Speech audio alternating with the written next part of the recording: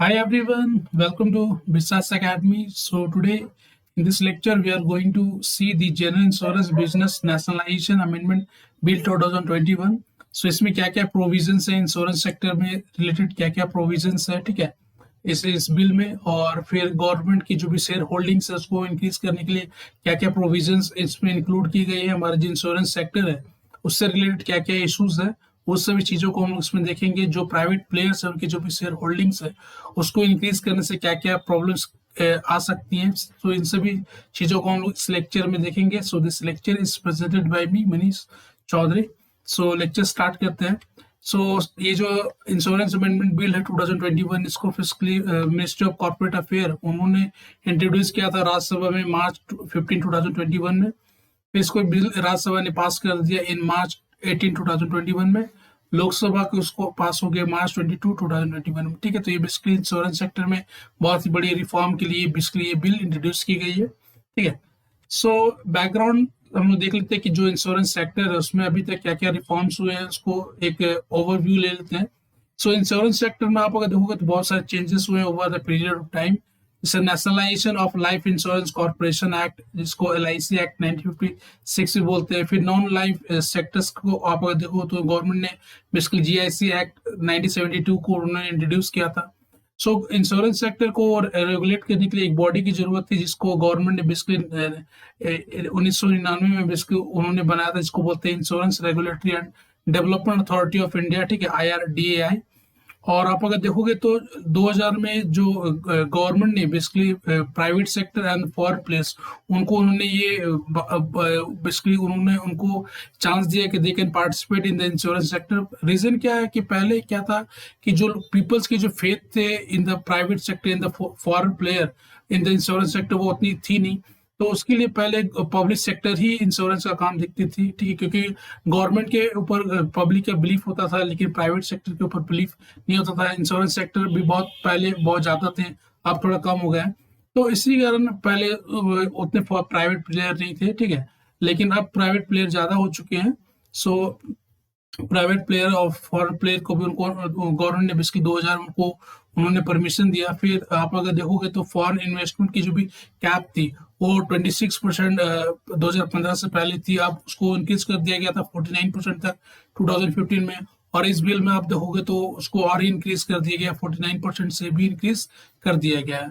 So recent notification क्या थी कि 100% FDI वो बेसिकली अलाउ कर दी गई है in the insurance sector in the union budget जो 2019-20 में बेसिकली ये बात बोली गई थी, ठीक है। तो ये ओवरव्यू है कि इंश्योरेंस सेक्टर में क्या क्या अभी तक रिफॉर्म्स हुए हैं, ठीक है। सो ये जो बिल इंट्रोड्यूस किया कि ये बेसिकली बिल वो चाहती है, ये जो इंश्योरेंस एक्ट 1938 है इसको बेसिकली अमेंड करती है। And the act provide a framework for functioning insurance businesses. So insurance business जो इंडिया में है जो वो कंडक्ट होती है वो कैसे कंडक्ट करेंगी, जो रिलेशनशिप है between this insurer, policy holder, share holders, regulator जो IRDAI है, तो इनके बीच में जो रिलेशंस कैसे होंगे इसको बेसिकली बिल डिफाइन करती है।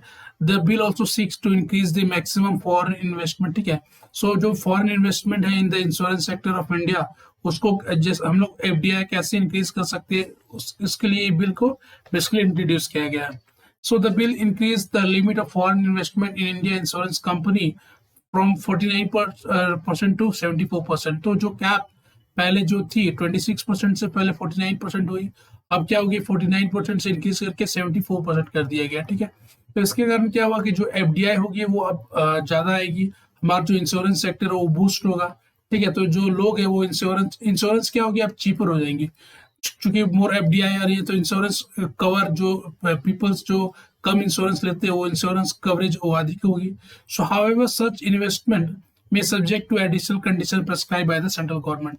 तो सेंट्रल गवर्नमेंट ने बेसिकली ये जो FDI है उसको तो इंक्रीज कर दिया कि फॉरेन इन्वेस्टमेंट बढ़ सकते हैं, लेकिन ये गवर्नमेंट के हाथ में रहेगी कि कैसे वो लॉ एंड जो रूल्स है रेगुलेशंस वो बेसिकली सेंट्रल गवर्नमेंट फॉर्मेट की।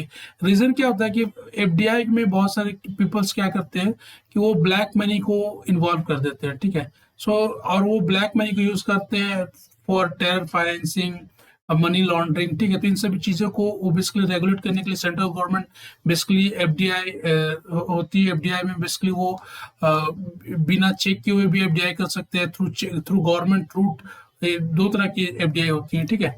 सो इन्वेस्टमेंट में आप देखोगे तो act require insurer to hold minimum investment in asset which will be sufficient to clear the insurance claim liability. Means कि जो भी इंश्योरर है उसके वो अपनी जो भी आप अगर देखोगे तो जो LIC हो गई या अदर इंश्योरेंस कंपनी हो गई, तो आप जो भी प्रीमियम भरते हो तो उसको वो कहीं जाके इन्वेस्ट करती है, वो चाहे as a loans, as a security, as a IPO, वो क्या करती है इन सभी चीजों में, गवर्नमेंट सिक्योरिटी, इन सभी चीजों में वो इन्वेस्ट करती है। कोई कंपनी होगी उनके शेयर में इन्वेस्ट करती है और उनसे वो प्रॉफिट जनरेट होकर आपको जो प्रीमियम होती है वो आपको पे करती है। तो आपको ये देखा जाता है कि जो भी इंश्योरेंस है, जो भी इंश्योरेंस कंपनी है, ठीक है, अगर वो इंश्योरेंस आपको कर रही है तो सफिशिएंट इन्वेस्टमेंट ऐसे एसेट्स में करें कि वो जो भी पर्सन है जिन्होंने ये उनके इंश्योरेंस को खरीदी वो उसकी लाइबिलिटी को वो फुलफिल कर सके। तो ये सभी बातें बोली गई हैं। So first time it omit the provision of section 10B of the act, so to remove the requirement of the central government not less than 51% of the equity capital. So अगर मान लो कोई कंपनी है, तो अगर ये बात पहले थी, ये provision section 10B of this act, insurance act में ये बात बोली गई थी कि गवर्नमेंट की जो शेयर होल्डिंग्स है वो 51% से कम नहीं होनी चाहिए। एटलीस्ट 50%, 51% मीन्स की जो मेजोरिटी जो शेयर होल्डिंग होगा वो बेसिकली गवर्नमेंट का होगा। लेकिन इस बिल को, ये प्रोविजंस को बेसिकली हटा दिया गया है। मीन्स कि आप जो होल्डिंग है वो 49% से लेके 74% तक फॉरनर्स के हाथ में हो सकती है, प्राइवेट प्लेयर्स उनके हाथ में हो सकती है। तो अब गवर्नमेंट क्या हो सकती है, वो माइनॉरिटी होल्डर में भी हो जा सकती है। So insert a new section 31A making a director who is not whole time director liable for any act of omission or commission committed with his knowledge and convenience। Means कि देखो, आप अगर देखोगे तो इंश्योरेंस सेक्टर में भी बहुत fraud के केसेस आते हैं, ठीक है। इंश्योरेंस जो भी कंपनी से वो बेसिकली NPA हो जाती है। तो इन सभी चीज़ों को देखने के लिए गवर्नमेंट ने बेसिकली जो NPA है उसको बेसिकली वो जो प्रॉब्लम उसको डील करने के लिए बेसिकली उन्होंने सेक्शन 31 को उन्होंने इंसर्ट कर दिया है कि मीन्स के जो डायरेक्टर होंगे वो बेसिकली लाइबल होंगे कि अगर वो कंपनी अगर वो अगर कुछ मिसमैच करती है तो उसकी लाइबिलिटी उसके डायरेक्टर पर होगी, ठीक है।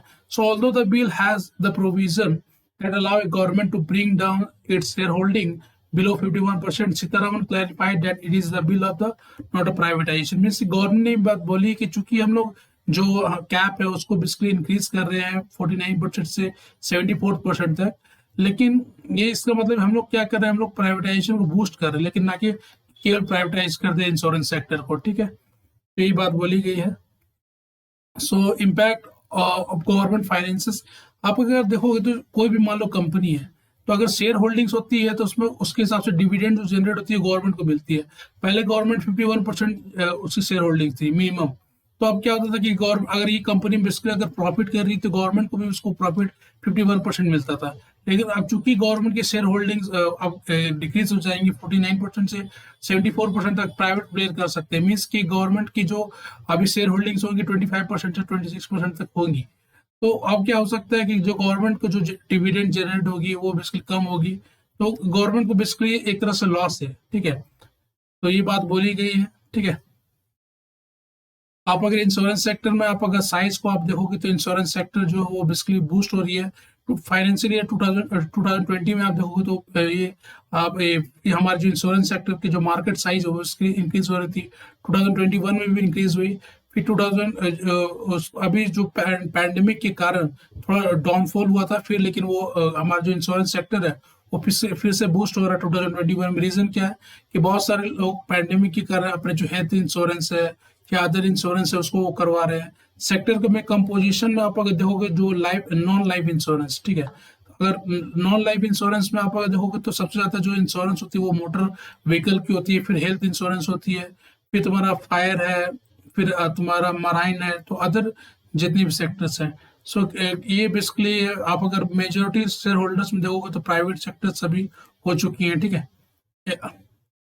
सो और अभी गवर्नमेंट ने भी बहुत सारे इनिशिएटिव्स लिए हैं, जैसे प्रधानमंत्री जीवन ज्योति योजना, फिर अटल पेंशन योजना, फिर कोविड-19 इंश्योरेंस पॉलिसी। तो ये सभी सब ऑफ द इंश्योरेंस है। और आप अगर देखोगे तो by 2020 life insurance is expected to account for 35% of India total saving. So India की जितनी भी टोटल सेविंग है उसका 35% इंश्योरेंस सेक्टर बेसिकली उसको ये अकाउंट करती है, ठीक है। सो मीनिंग ऑफ इन्वेस्टमेंट को आप देखोगे तो जो फॉरेन इन्वेस्टमेंट आती है, क्योंकि गवर्नमेंट ने बेसिकली जो कैप है उसको इंक्रीज कर दिया है 49% से 74% तक। तो ये जो एफडीआई आती है वो बेसिकली दो तरह की होती है, एक डायरेक्ट इन्वेस्टमेंट होती है जो कि फॉरेनर्स करते हैं, और एक इनडायरेक्ट इन्वेस्टमेंट होती है जो कि इंडियन की कंपनी ही करती है टू देयर सब्सिडरी, ठीक है, जो उसको बेसिकली जो ओन करते वो ऑन एंड ऑन करते वो इंडियन सी होता है, ठीक है। सो इंश्योरेंस पेनिट्रेशन इंडिया को आप अगर देखोगे तो इंश्योरेंस पेनिट्रेशन इन इंडिया लगभग 3.7% ऑफ जीडीपी, ठीक है। और वर्ल्ड में आप देखोगे तो वर्ल्ड में लगभग 6.31% है। तो इंडिया में जो इंश्योरेंस पेनिट्रेशन वो बेसिकली कम है। सो ग्रोथ आप अगर इंश्योरेंस सेक्टर का आप अगर देखोगे तो वो बेसिकली 11 to 12% है। और करेंटली जो कि पहले थी 15 से लेके 20% इन द फिजिकल ईयर 2020। तो जैसा मैंने बोला कि कोविड-19 के कारण चूंकि अभी लोगों के पास उतनी मनी पावर उतनी नहीं कि वो अपने जो इंश्योरेंस में उसको बेसिकली वो खर्च करें, ठीक है, कि because they have save money to for their livelihood, ठीक है। जो डे के जो डे यूज है उसको उसके लिए उन्होंने सेविंग करा है। So pandemic basically pushed the customer to save cash instead of spending on the life insurance. So अभी चूंकि पैंडेमिक के कारण पीपल जो है वो बेसिकली इंश्योरेंस में उतने वो पॉलिसी खरीद नहीं रहे हैं, ठीक है। So as of 31 March 2021 only 24 life insurance and 34 life non life direct insurance, मतलब कि जो पहले लाइफ इंश्योरेंस की जो कंपनीज थी या नॉन लाइफ इंश्योरेंस कंपनीज थी उनके आप अगर देखोगे तो पहले बहुत हाई हुआ करती थी, अब जो नंबर्स है वो बहुत ही डिक्रीज हो चुके हैं। अभी 24 लाइफ है, 34 नॉन लाइफ इंश्योरेंस कंपनीज है। और पहले आप अगर देखोगे तो 1956 में 243 थी और 107 नॉन लाइफ इंश्योरेंस कंपनीज थी। लेकिन इसका कारण भी ये क्या कि पहले जो नंबर ऑफ हाई थी तो नेशनलाइजेशन के समय क्या हो गया कि इन सभी बहुत चीज़ों को मर्ज कर दिया गया। रीजन क्या कि इनमें एनपीए भी बहुत थी और डिफॉल्ट भी बहुत होती थी। So Insurance Regulatory and Development Authority of India has mooted the concept of model insurance village to boost insurance penetration in the rural areas। जैसा मैंने बोला कि जो इंश्योरेंस का जो पेनिट्रेशन है वो इंडिया में बहुत ही कम है, बहुत कम ही लोग जो इंश्योरेंस को बेसिकली बाय करते हैं। तो उसको देखते हुए जो IRDA है उसको उन्होंने बेसिकली मॉडर्न इंश्योरेंस विलेज, जो भी विलेज की जो पर्सन है, जो विलेज के जो लोग रहे वो इंश्योरेंस को बाय करे, इसके लिए उन्होंने मॉडल इंश्योरेंस विलेज एक स्कीम उन्होंने लॉन्च करा है। और इसमें आइडिया क्या है कि जो कॉम्प्रिहेंसिव इंश्योरेंस प्रोटेक्शन मिलेगा, मीन्स ऐसा नहीं है कि आपको केवल हेल्थ का ही मिलेगा, आपको केवल जो भी आपके जो भी एग्रीकल्चर से रिलेटेड जो भी है वो मिलेगा, नहीं, मतलब कॉम्प्रिहेंसिव मिलेगा आपको। उसमें हेल्थ भी होगा, मोटर व्हीकल भी होगा, अदर जितने भी इंश्योरेंस होते हैं वो सभी कॉम्प्रिहेंसिव इंश्योरेंस प्रोटेक्शन मिलेगी, ठीक है। जो भी विलेजर है दे आर एक्सपोज, जैसे हेल्थ से हो गई, हेल्थ हो गई, फिर मोटर व्हीकल हो गई, फार्म से रिलेटेड हो गई, क्रॉप हो गई, ठीक है। तो ये सभी basically at affordable rate, subsidize rate में उनको बेसिकली कॉम्प्रिहेंसिव इंश्योरेंस प्रोटेक्शन देने की बात बोली गई। चैलेंजेस क्या है इंश्योरेंस सेक्टर में? Prevalence of the insurance gaps, मतलब कि जो आप ग्लोबल लेवल में जो पेनिट्रेशन है, ये जो लोग इंश्योरेंस को बाय करते हैं ग्लोबल लेवल और इंडिया में आप देखोगे तो बहुत ही डिफरेंस है, बहुत कम लोग इंश्योरेंस को बाय करते हैं। पब्लिक सेक्टर डोमिनेटेड है, मीन्स कि आप अगर देखोगे तो जो भी इंश्योरेंस का सेक्टर उसमें वो बेसिकली पब्लिक सेक्टर डोमिनेटेड है। प्राइवेट प्लेयर अभी उतने इन्वॉल्व नहीं है। प्राइवेट प्लेयर इन्वॉल्व होंगे तो बहुत सारे अपने स्कीम्स देंगे, वो बहुत सारे रिफॉर्म्स लाएंगे, बहुत सारे इफिशिएंसी आएगी, कंपटीशन आएगी, लेकिन अभी प्राइवेट सेक्टर डोमिनेटेड है। फिर आप अगर देखोगे तो जो नॉन लाइफ इंश्योरेंस है वो बहुत ही कम है, ठीक है। तो जो लाइफ इंश्योरेंस आप देखोगे तो वो बेसिकली डोमिनेट करती है दिस इंश्योरेंस सेक्टर। लगभग 74% जो इंश्योरेंस सेक्टर की जो इंश्योरेंस होती है वो बेसिकली लाइफ से रिलेटेड होती है। नॉन लाइफ इंश्योरेंस को आप देखोगे तो वो बेसिकली 25% बेसिकली होल्ड करती है। और इंडिया में नॉन लाइफ इंश्योरेंस पेनिट्रेशन को आप देखोगे तो वो बिलो 1% है। तो जो भी पर्सन जो इंडिया के हैं वो बेसिकली अगर इंश्योरेंस बाय भी करते हैं तो वो बेसिकली लाइफ इंश्योरेंस बाय करते हैं, ना कि नॉन लाइफ, ठीक है। जैसे क्रॉप से रिलेटेड हो गई, हेल्थ से रिलेटेड हो गई, ठीक है। बहुत कम लोग हैं जो हेल्थ इंश्योरेंस खरीदते हैं आजकल। सो रूरल अर्बन डिवाइड भी है कि मीन्स की जो रूरल पीपल है, जो अर्बन पीपल है, उनके बीच में आप अगर डिफरेंसेस देखोगे कि वो इंश्योरेंस कितने बाय करते हैं, तो उसमें भी बहुत ही डिफरेंस है। कैपिटल स्टार इंश्योरेंस है, मीन्स की बहुत सारी इंश्योरेंस कंपनीज है, उनके पास जो कैपिटल होती है सफिशिएंट नहीं है कि वो बहुत सारे फाइनेंशियल हेल्थ है, और जो भी वो इंश्योरेंस जो भी गारंटी देते हैं, ठीक है, वो बहुत सारे स्कीम्स में बहुत सारे फैसिलिटीज वो प्रोवाइड कर सके, ठीक है। तो ये सब ऑफ द प्रॉब्लम्स है। सिग्निफिकेंट में आप देखोगे तो इंडिया का जो फॉरेन ऑनरशिप है, वो उसको थ्रू दिस बिल वो बेसिकली 74% तक इंक्रीज कर दिया गया है, ठीक है। तो इसके कारण क्या होगा कि जो प्राइवेट सेक्टर का जो भी पार्टिसिपेशन है इन आवर इंश्योरेंस सेक्टर, वो उसके लिए इंक्रीज हो जाएगा।